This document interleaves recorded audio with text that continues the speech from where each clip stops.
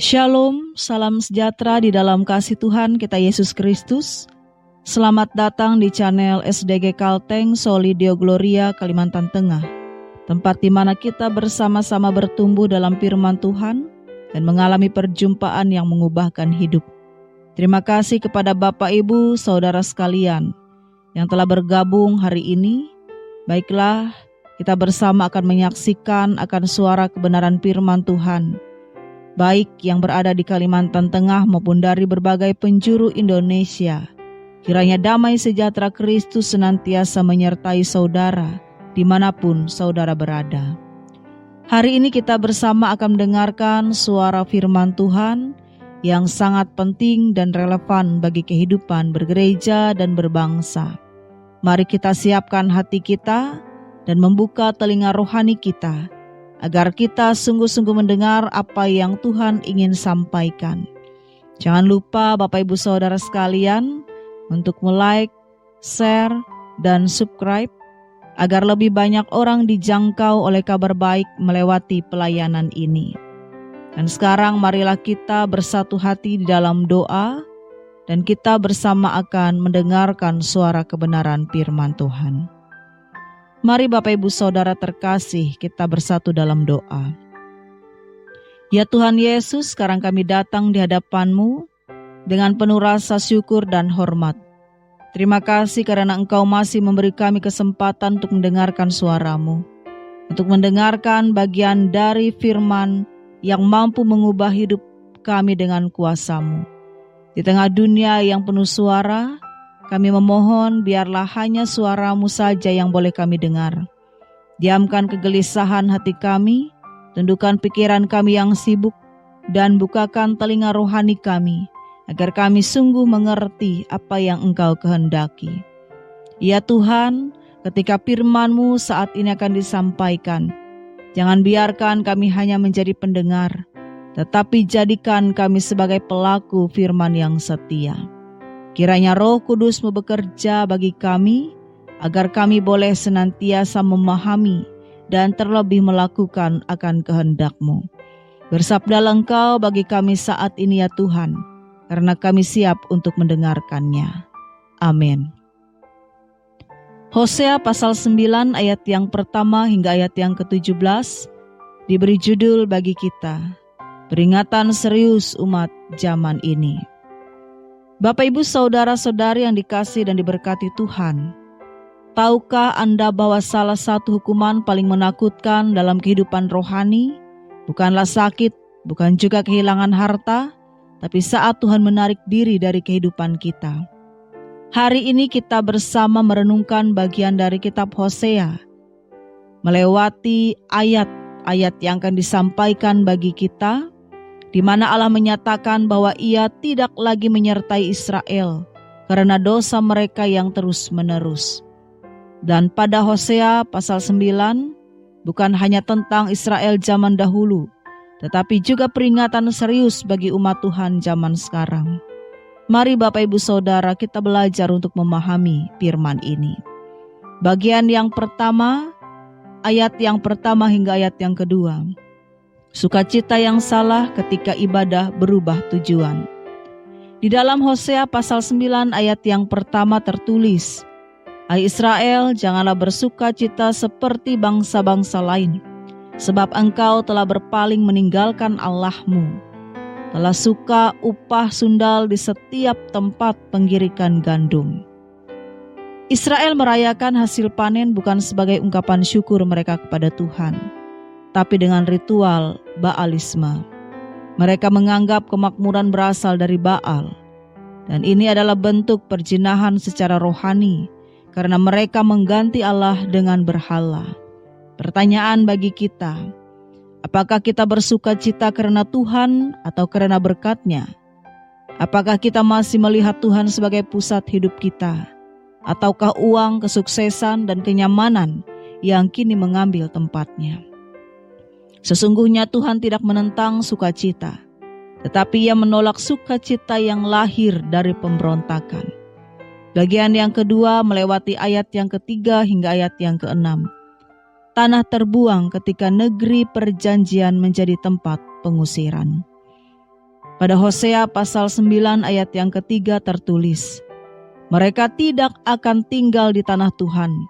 Efraim akan kembali ke Mesir, dan di Asyur mereka akan memakan makanan najis. Tuhan yang diberikan tanah sebagai anugerah dan tempat persekutuan telah dinodai oleh dosa mereka. Maka Tuhan menyatakan kalian tidak lagi layak tinggal di sana. Dan sebagai makna rohani bagi kita, ini bukan hanya soal lokasi fisik, tetapi status rohani. Israel kehilangan hak istimewa karena tidak menghormati Allah sebagai Tuhan mereka. Bapak, Ibu, saudara-saudari yang dikasihi Tuhan, jika kita menganggap remeh kasih karunia Tuhan, maka Tuhan bisa mengizinkan kita masuk ke dalam pembuangan rohani, di mana di dalamnya akan kehilangan damai, kehilangan kepekaan, dan terlebih kehilangan hadirat-Nya. Pada bagian yang ketiga melewati ayat yang keempat hingga ayat yang keenam, ibadah yang tidak lagi diterima. Dalam Hosea pasal 9 ayat yang keempat, mereka tidak akan mempersembahkan anggur sebagai korban curahan kepada Tuhan. Roti mereka adalah roti perkabungan. Ibadah mereka ditolak karena dilakukan tanpa pertobatan. Bahkan ketika mereka membawa korban, Tuhan tidak berkenan karena hati mereka tidak tulus. Pentingnya hati dalam ibadah. Dalam Matius pasal 15 ayat yang ke-8 mengatakan kepada kita, Yesus mengutip Yesaya, "Bangsa ini memuliakan aku dengan bibirnya, tetapi hatinya jauh daripadaku." Bapak, Ibu, Saudara, apakah ibadah kita lahir dari relasi dengan Tuhan atau hanya formalitas? Tuhan tidak mencari suara merdu, tapi hati yang hancur dan tulus. Dan bagian yang keempat, melewati ayat yang ke-7 hingga ayat yang ke-9. Buta rohani ketika firman Tuhan ditolak dan hambanya dianggap gila. Hosea pasal 9 ayat yang ke-7 berkata, "Hari penghukuman telah datang. Nabi dianggap bodoh, orang yang penuh roh dianggap gila." Nabi-nabi Tuhan seperti Hosea dipandang sebagai orang gila karena pesan mereka bertolak belakang dari budaya populer. Orang-orang hanya ingin mendengar apa yang menyenangkan telinga mereka. Dan fenomena zaman ini dapat kita lihat bahwa kebenaran dianggap intoleran, teguran dianggap sebagai kebencian, hamba Tuhan yang tegas dianggap fanatik. Dan panggilan gereja untuk masa kini, tetap setia menyuarakan kebenaran walaupun tidak disukai, karena kesetiaan kepada Tuhan lebih penting daripada popularitas. Bagian yang kelima, melewati ayat yang ke-10 hingga ayat yang ke-14. Hati Allah yang tersakiti, dari kasih menjadi murka. Dalam Hosea pasal 9 ayat yang 10 berbicara kepada kita, seperti buah anggur di padang gurun kudapati Israel, tetapi mereka pergi kepada Baal Peor. Ini adalah ungkapan kasih Tuhan yang dikhianati. Ia melihat Israel sebagai buah yang manis dan menyegarkan, tapi kini mereka layu dan busuk. Dalam Hosea pasal 9 ayat 12b mengatakan, "Celakalah mereka kalau aku harus menjauh dari mereka." Makna emosional. Tuhan bukan Allah yang diinginkan dengan segala sesuatu tanpa perasaan, untuk boleh melakukan segala sesuatu untuk menyakiti umatnya dengan ketidaksetiaan. Ia tidak ingin menjauh, tapi ketegaran hati umat membuatnya harus menjauh. Nah, Bapak, Ibu, saudara-saudari yang dikasihi Tuhan, berapa kali kita menyakiti hati Tuhan dengan kehidupan yang kompromi.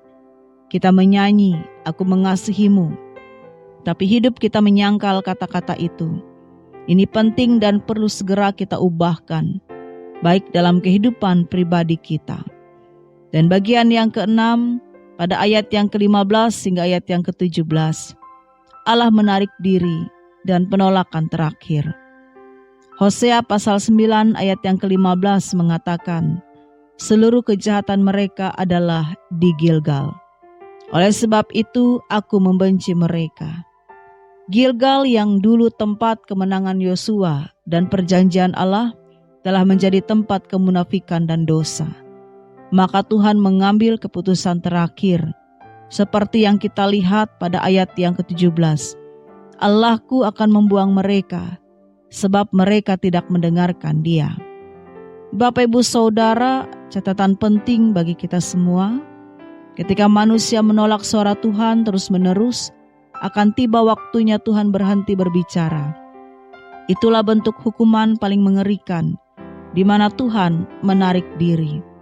Dan di dalam Roma pasal 1 ayat yang ke-28, maka Allah menyerahkan mereka. Bapak Ibu Saudara yang dikasihi dan diberkati Tuhan, dalam Hosea pasal 9 merupakan peringatan yang keras, tapi peringatan adalah bentuk kasih. Tuhan tidak menghukum tanpa alasan. Ia masih memberikan waktu. Hari ini kita masih punya kesempatan untuk bertobat. Namun pertanyaan bagi kita semua, apakah kita akan terus mengeraskan hati ataukah kembali dengan kerendahan hati? Kita menjawabnya pada perenungan dalam diri kita masing-masing secara pribadi. Biarlah hati yang keras dapat dilembutkan dan kuasa Roh Kudus senantiasa bersemayam di dalam kehidupan kita setiap waktu. Amin. Mari Bapak Ibu Saudara sekalian, kita kembali bersatu di dalam doa. Ya Allah yang Maha Pengasih, kami bersyukur karena melalui firman-Mu, Kau menunjukkan isi hati-Mu. Hati yang penuh kasih namun juga adil. Dan kami mengakui ya Tuhan, bahwa seringkali kami mengecewakan-Mu. Kami menyembah dengan mulut tetapi hati kami jauh daripada Engkau. Kami lebih mencintai berkat daripada Engkau Sang Pemberi berkat. Maka dari itu ya Tuhan, ampunilah kami.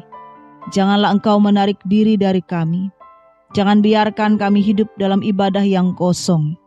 Penuhi kami kembali dengan Roh Kudus, agar kami memiliki hati yang bertobat, hidup yang berkenan, dan iman yang benar.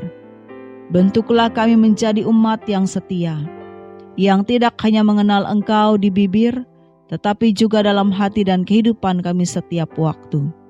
Di dalam nama Tuhan Yesus Kristus, kami berdoa dan menyerahkan hidup kami sepenuhnya di dalam kuasa-Mu. Amin.